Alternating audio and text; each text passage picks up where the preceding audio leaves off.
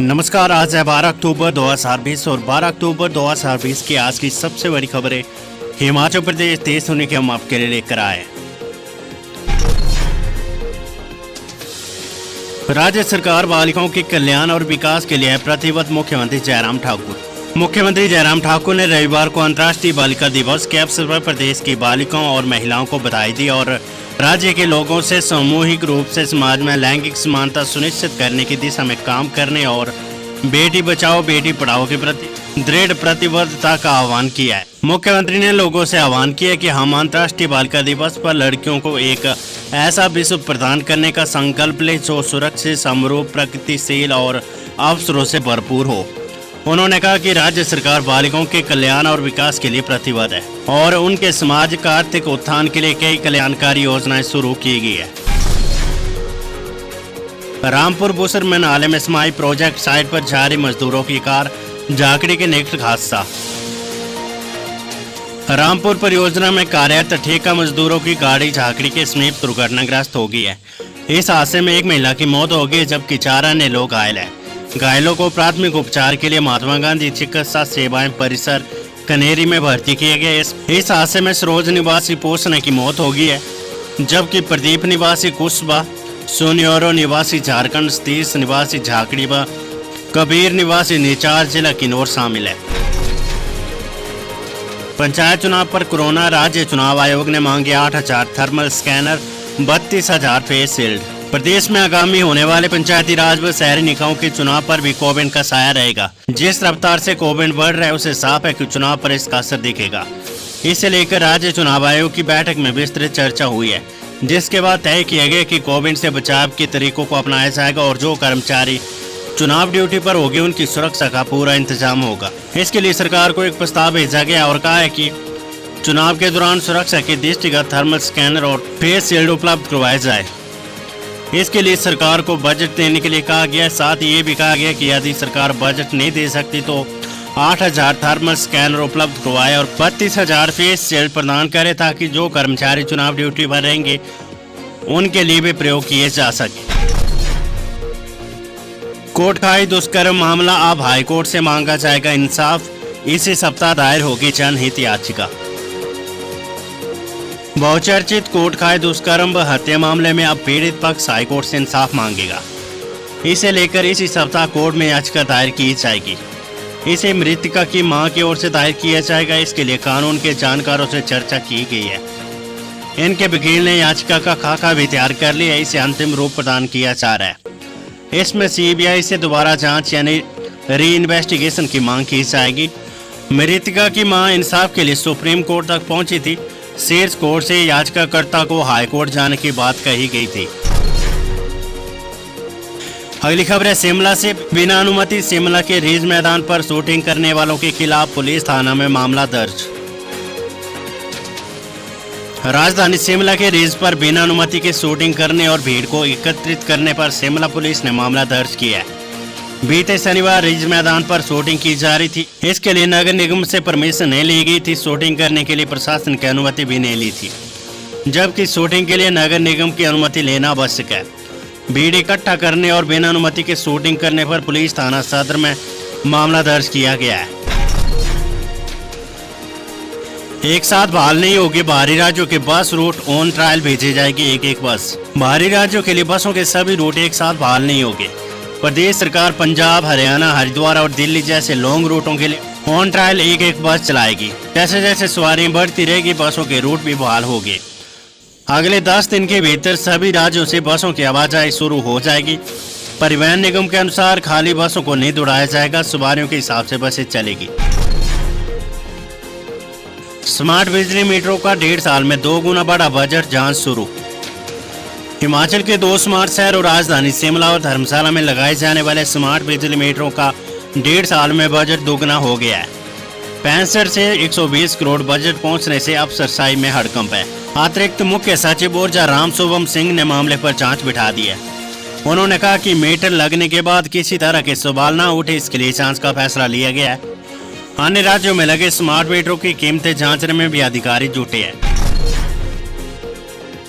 खबरूना से आईपीएल खिलाड़ी पर महिला से छेड़खानी का आरोप, माफी मांग छुड़वाई जान। जिला मुख्यालय ऊना में रविवार को रणजी और आईपीएल खिलाड़ी पर महिला ने छेड़छाड़ का आरोप लगाया है। मामला गर्माता देखकर उक्त खिलाड़ी ने महिला से माफी मांगकर जान छुड़वाई है। दोनों पक्षों में समझौता हो गया है। इस दौरान पुलिस भी मौके पर पहुंच गई। पुलिस ने हुड़दंग मचाने के आरोप में पुलिस एक्ट में कार्रवाई की है। अब खिलाड़ी को सोमवार को एएसपी के सामने पेश होने के लिए कहा गया है। घटना को लेकर चर्चा का बाजार गर्म है। हिमाचल में कभी भी जाम हो सकते निजी बसों के पहिए, कैबिनेट में फैसले का कर रही है इंतजार। हिमाचल में निजी बसों के पहिए कभी भी जाम हो सकते हैं। हिमाचल निजी बस ऑपरेटर संघ ने इसके पीछे टैक्स माफ न करने का कारण बताया है। कोरोना काल में हिमाचल में अभी 40% निजी बसें सड़कों पर दौड़ रही है। ऑपरेटर कैबिनेट बैठक में टैक्स माफ करने के फैसले का इंतजार कर रही है। अगर ऐसा नहीं हुआ तो बसें बंद करने का निर्णय लिया जाएगा। असिस्टेंट मैनेजर की भर्ती परीक्षा में 50% अभ्यर्थी हुए शामिल। राज्य सहकारी बैंक में असिस्टेंट मैनेजर के 28 पदों की भर्ती में रविवार को सिर्फ 50% अभ्यर्थी ही शामिल हुए। 2 कोरोना पॉजिटिव और 2 प्राथमिक संपर्कों से 16,353 अभ्यर्थियों ने परीक्षा दी। 28 पदों की भर्ती के लिए प्रदेश के 29 उपमंडलों में 163 परीक्षा केंद्र बनाए गए थे। इस भर्ती की परीक्षा के लिए 32,312 अभ्यर्थियों ने आवेदन किया था, जिनमें से 16,353 अभ्यर्थियों ने ये परीक्षा दी है। आरएएस तकनीकी से मछली पालन शुरू करेगा हिमाचल।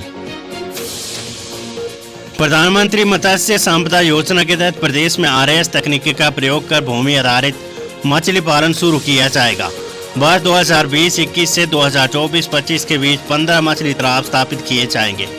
ठंडे पानी में मछली पालन की नवीनतम एक्वाकल्चर तकनीकों में प्रशिक्षण राष्ट्रीय मत्स्य विकास बोर्ड हैदराबाद में लिया जाएगा। आरएएस तकनीकी में पारंपरिक विधि की बजाय नियंत्रित वातावरण में पानी का सीमित उपयोग कर इंडोर टैंकों में मछली पालन किया जाता है। मतपेटियों की व्यवस्था के लिए हिमाचल चुनाव आयोग ने 3 राज्यों के चुनाव आयोग को भेजा पत्र। हिमाचल प्रदेश चुनाव आयोग ने 3 राज्यों के चुनाव आयोगों से पंचायती राज संस्थाओं के चुनाव के लिए मतपेटियों की व्यवस्था करने का मामला उठाया है। राज्य चुनाव आयोग ने उत्तराखंड, पंजाब और हरियाणा को इस संबंध में पत्र लिखा है। चुनाव आयोग ने सीमावर्ती इलाकों में पंचायत चुनाव कराने को इन राज्यों के चुनाव आयोग से मतपेटियां उपलब्ध करवाने की सिफारिश की है। प्रदेश में पंचायत चुनाव कराने के लिए आयोग के पास सीमित संख्या में पेटियां हैं। चुनाव करवाने के लिए अधिक संख्या में मतपेटियों की जरूरत होगी। इस बार करीब 405 नई पंचायतों को गठन किया गया है। पुरानी पंचायतों की संख्या 3226 है। पंचायती राज संस्थाओं के चुनाव से पहले मतपेटियों की व्यवस्था करना जरूरी है। प्री प्राइमरी कक्षा को पढ़ाएगी आंगनबाड़ी वर्कर, स्कूलों में शिफ्ट हो गए केंद्र। प्रदेश के सरकारी स्कूलों में चल रही प्री प्राइमरी कक्षाओं को आंगनबाड़ी वर्कर पढ़ाएगी। नर्सरी केजी के बच्चों को पढ़ाने के लिए वर्करों को विशेष प्रशिक्षण दिया जाएगा। इन कक्षाओं के लिए एनसीईआरटी पाठ्यक्रम तैयार करेगा। सरकारी स्कूलों में केंद्रों को शिफ्ट भी किया जाएगा। राष्ट्रीय शिक्षा नीति के तहत केंद्र सरकार ने ये प्रावधान किया है। साल 2021 से हिमाचल में इसको लेकर काम शुरू हो जाएगा। सोलन के समलेश में बाइक कार की टक्कर, एक व्यक्ति की मौत। सोलन में रविवार को बाइक व कार की टक्कर हो गई। इस घटना में हरियाणा के कुरुक्षेत्र निवासी 22 वर्षीय युवक की मौत हो गई, जबकि एक अन्य युवक घायल हो गया। घटना की सूचना मिलने के बाद पुलिस ने हादसों के कारणों की जांच शुरू कर दी है। बोंदर पुलिस ने अवैध खनन कार्यों पर कसा शिकंजा, 40,500 रुपए जुर्माना वसूला।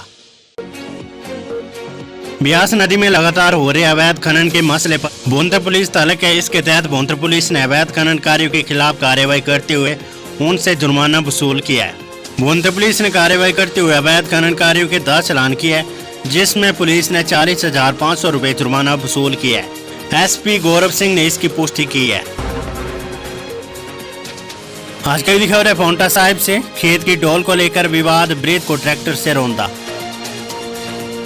उपमंडल पोंटा साहिब में जमीनी विवाद को लेकर एक वृद्ध व्यक्ति पर ट्रैक्टर चढ़ाने का मामला सामने आया है, जिसमें वृद्ध गंभीर रूप से घायल हो गया। घायल को उपचार के लिए सिविल अस्पताल लाया गया, जहां से मेडिकल कॉलेज नान के लिए रेफर किया गया है। ऑनलाइन पढ़ाई कर रही बेटी को आई छात्रों की कॉल, पिता व दादा के खाते से उड़ाए पैसे। अगर आपके बच्चे आपके मोबाइल से ऑनलाइन पढ़ाई कर रहे तो उन्हें मोबाइल पर आने वाली अज्ञात कॉल अटेंड करने की अनुमति ना दें। बच्चों द्वारा कॉल अटेंड करना आपको महंगा पड़ सकता है। छात्र फोन करके बच्चों से बैंक खातों की डिटेल पूछ रहे हैं। डिटेल लेने के बाद बैंक से पैसे उड़ा रहे हैं। जिला चंबा के बनखीर क्षेत्र में छात्रों ने बच्चों से बैंक डिटेल लेकर दो लोगों के खाते से 38,000 रुपए निकाल लिए। ठगी का शिकार हुए लोगों ने इसकी शिकायत साइबर क्राइम ब्रांच में दर्ज करवा दी। इस वीडियो को लाइक करें, हमारे चैनल को सब्सक्राइब कर बेल आइकन जरूर प्रेस करें हमारी न्यू वीडियो सबसे पहले देखने के लिए।